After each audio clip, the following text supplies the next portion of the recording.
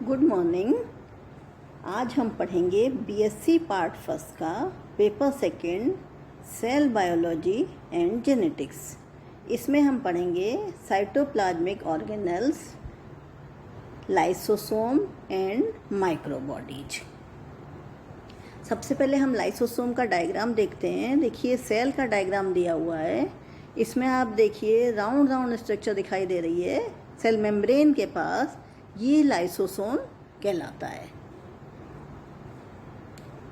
अब हमें इसमें डिस्कस करना है contents, discovery and introduction, occurrence, morphology, shape and size, ultrastructure, polymorphism in lysosome, chemical nature of lysosome, origin of lysosome or biogenesis of lysosome, functions of lysosome and microbodies। सबसे पहले हम इसका historical background देखते हैं कि इसकी discovery किसने की। क्रिश्चियन डी ड्यूवे डिस्कवर्ड लाइसोसोम इन 1955। क्रिश्चियन साइंटिस्ट थे डी ड्यूवे। इन्होंने 1955 में लाइसोसोम की खोज की। In 1949, he was studying insulin action, wanted to find location of glucose 6-phosphatase on liver cell। 1949 में वो स्टडी कर रहे थे इंसुलिन एक्शन की और वो लोकेशन देखना चाह रहे थे लिवर सेल में ग्लूकोज 6-phosphatase एंजाइम की। De Duve and colleagues repeated the rat liver cell and then fractionated the samples using differential centrifugation। De Duve और उनके कोलीग्स ने रप्चर्ड की रैट लिवर सेल को रप्चर किया और उसका फ्रैक्शन बनाया और उसको फिर उसे सेंट्रीफ्यूगेशन किया। जब सेंट्रीफ्यूज में डालकर उन्होंने लिवर सेल को देखा तो उनमें उसने इस तरीके की स्ट्रक्चर दिखाई दी। They found cells containing large amount of acid phosphatase. Later de Duve coined them lysosome. उन्होंने जब सेंट्रीफ्यूज किया रेड लिवर सेल को उसको सेंट्रीफ्यूज किया, उसके फ्रैक्शंस देखे तो उनमें उन्हें राउंड स्ट्रक्चर दिखाई दी जिनमें कि कुछ फ्लूइड भरा हुआ था, एसिड फॉस्फेटेस था। बाद में उन्होंने उसको नाम दिया लाइसोसोम। अब हम इसकी डेफिनेशन देखते हैं। Also known as lysosomal. इसको लाइसोसोम भी कहते हैं, लाइसोसोमल भी कहते हैं। डिराइव्ड फ्रॉम ग्रीक वर्ड से इसका डेरिवेशन हुआ है। Lysis means to loosen and soma means body. Mostly found in animal cell WBCs and prokaryotic cells protozoa. Prokaryotic cells में होती हैं, एनिमल सेल्स में होती हैं, WBC में होती हैं, एक्सेप्ट RBCs में नहीं होती। Present all over the cytoplasm, पूरे साइटोप्लाज्म में पाई जाती हैं। Then introduction. The name of lysosome is derived from Latin word means to dissolve, to release, to loosen and soma means body. ये लैटिन वर्ड से भी इसका हुआ है, ग्रीक वर्ड से भी, लैटिन वर्ड से भी। लाइसोसोम इसमें था लाइन मीन्स डिजोल्व होता है कोई चीज़, या रिलीज होती है या लूज करते हैं। एंड सोमा मीन्स बॉडी से रिलीज करना या लूज होना। बात वही है जो ग्रीक वर्ड था, उसी तरीके से ये लैटिन वर्ड है, दोनों का मीनिंग सेम ही है। These structure are termed as digestive system of cell और सुसाइड बैग्स। ये डाइजेस्टिव सिस्टम कहलाती हैं सेल की और इनको सुसाइड बैग्स भी कहते हैं। They are present in animal cell, while in yeast and plant, some roles are performed by lytic vacuoles। ये एनिमल सेल्स में भी होती हैं, ईस्ट में भी, प्लांट्स में भी होती हैं और ये लाइटिक वैक्यूल्स की तरह इनका रोल होता है। These are membrane bound vesicles। ये membrane bound vesicles होती हैं, इनके ऊपर एक मेम्ब्रेन होती है जो इनका साइज होता है 0.1 से 1.2 micrometre. They are very greatly in size and shape. इनका साइज और शेप डिपेंड करता है सेल पर और उस तरीके से कम और ज़्यादा होता रहता है। Then occurrence. Prokaryotes do not have lysosome, but some hydrolase have been located outside the cell. Generally prokaryotes में नहीं होती हैं, लेकिन कुछ हाइड्रोलेस में होती हैं. Lysosome found in higher animals. Higher animals में सभी में पाई जाती हैं. Absent in RBCs and bacteria. RBCs और बैक्टीरिया में नहीं होती. Then morphology. की मॉर्फोलॉजी में हम डिस्कस करेंगे shape and size. Normally round but irregular individual cell. ज़्यादातर हम देखते हैं राउंड होती है, जैसे कि हमने स्टार्टिंग में डायग्राम में दिखाया था, राउंड होती हैं, लेकिन कभी कभी ये इंडिविजुअल सेल में इरेग्युलर भी होती हैं. Size 0.2 micromu to 0.8 micromu. 5.0 micromu in mammalian kidneys and WBC. Mammalian kidney में इसका साइज बड़ा होता है, 5.0 माइक्रोम्यू होता है. देन इसका अल्ट्रा स्ट्रक्चर देखते हैं. देखिए जैसे बताया था राउंड होती हैं, केवल इंडिविजुअल सेल में इरेग्युलर होती हैं. तो यहाँ राउंड दिखाई दे रही है आपको. लाइसोसोम की स्ट्रक्चर देखिए. और ये बताया था कि मेम्ब्रेन बाउंड स्ट्रक्चर, तो देखिए मेम्ब्रेन इसमें ऊपर दिखाई दे रही है. इसके अलावा बताया था इनमें एंजाइम्स होते हैं, फॉस्फेटेस एंजाइम. तो देखिए एंजाइम कॉम्प्लेक्सेज बीच में दिखाई दे रहे हैं.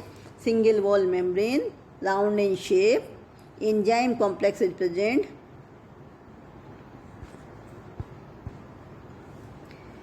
देन स्टडी करते हैं इसके बारे में, इसके characteristics. Lysosome are globular and range in diameter from 0.2 to 0.8 micron.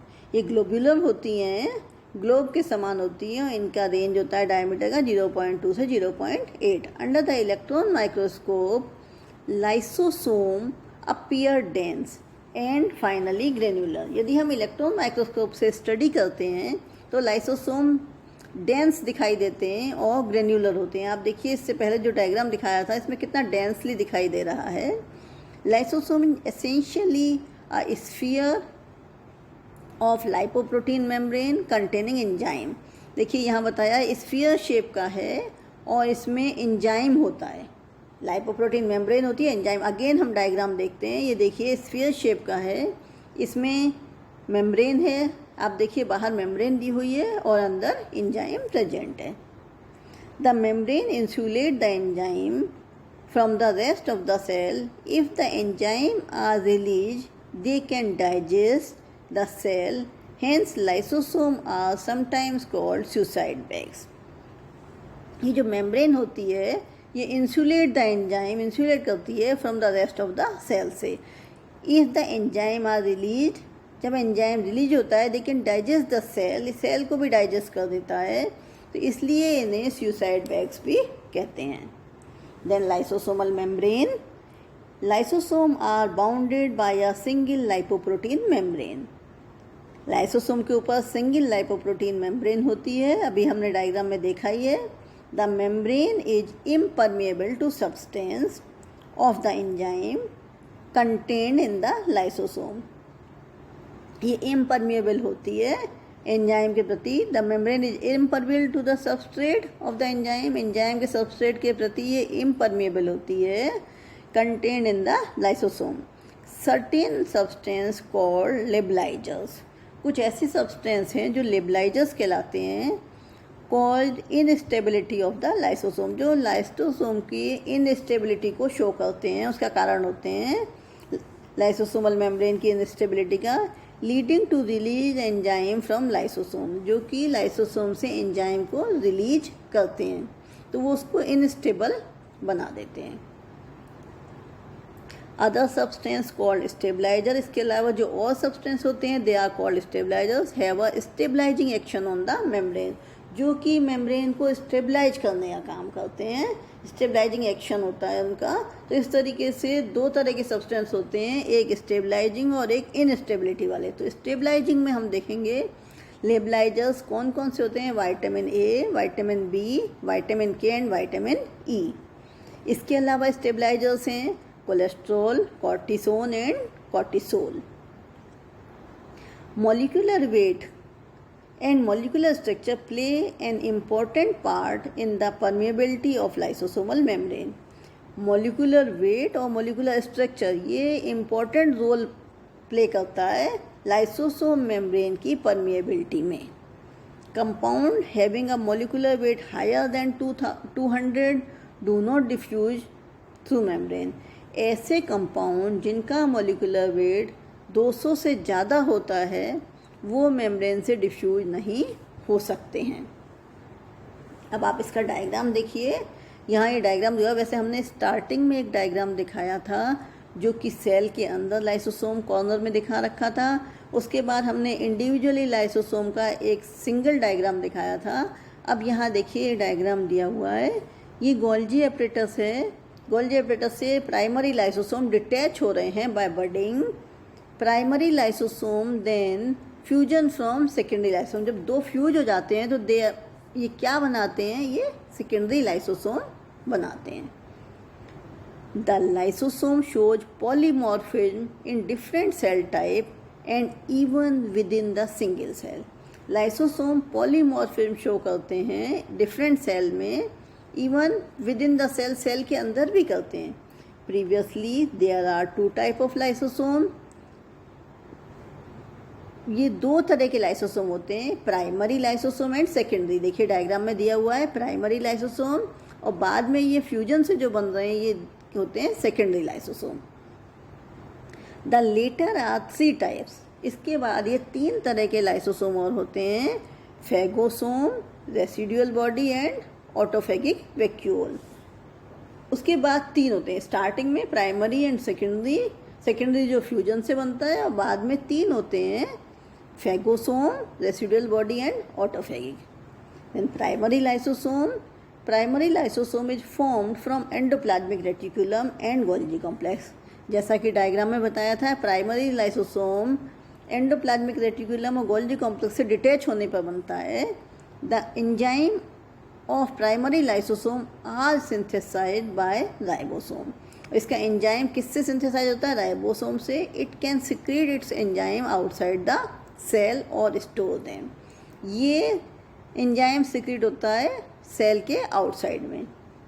Then phagosome is formed by phagocytic और पाइनोसाइटिक ऑफ फॉरेन मटेरियल। ये जो फेगोसोम है ये फेगोसाइटिक एक्शन और पाइनोसाइटिक एक्शन के द्वारा बनते हैं। The phagosome associated with the primary lysosome and undergoes fusion with secondary lysosome. Phagosome किससे एसोसिएटेड रहते हैं, प्राइमरी लाइसोसोम से, और बाद में फ्यूजन से सेकेंडरी लाइसोसोम से। Then residual body. Residual body is the final particle containing indigestible material. ये होते हैं फाइनल पार्टिकल जिनमें इनडाइजेस्टेबल मटेरियल होता है। It is formed when digestion is incomplete. ये कब होता है, जब डाइजेशन इनकम्प्लीट होता है तो रेसिडुअल बॉडी का फॉर्मेशन होता है। द ऑटोफेगिक वैक्यूल्स और autophagosome is a lysosome containing some part of the cell in this process of digestion. Autophagy means खुद ले लेना।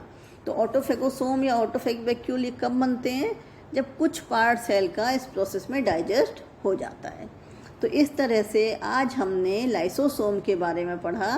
लाइसोसोम के बारे में हमने देखा इसकी डिस्कवरी, इसका introduction, occurrence, morphology, shape and size, ultrastructure, ये सभी हमने इसके बारे में, एंड पॉलीमॉर्फिज्म।